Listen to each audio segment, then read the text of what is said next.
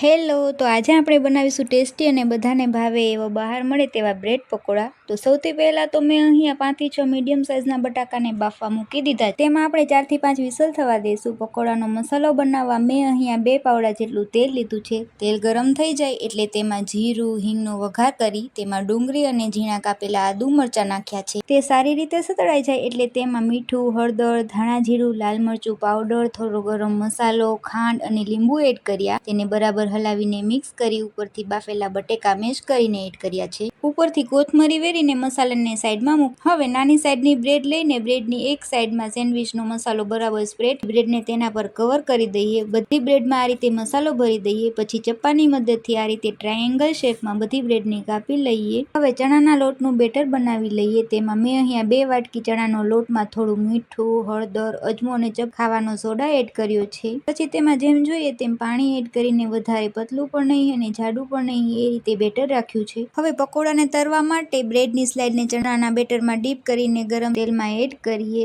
બંને સાઈડ ફેરવી લઈએ અને બ્રાઉન થાય ત્યાં સુધી તળી લઈએ। તો તૈયાર છે આપણા બ્રેડ પકોડા। તેને ચટણી અથવા સોસ સાથે સર્વ કરી શકો છો। મારી રેસીપી ગમતી હોય તો લાઇક, શેર અને સબસ્ક્રાઇબ કરવાનું ના ભૂલતા। Thank you.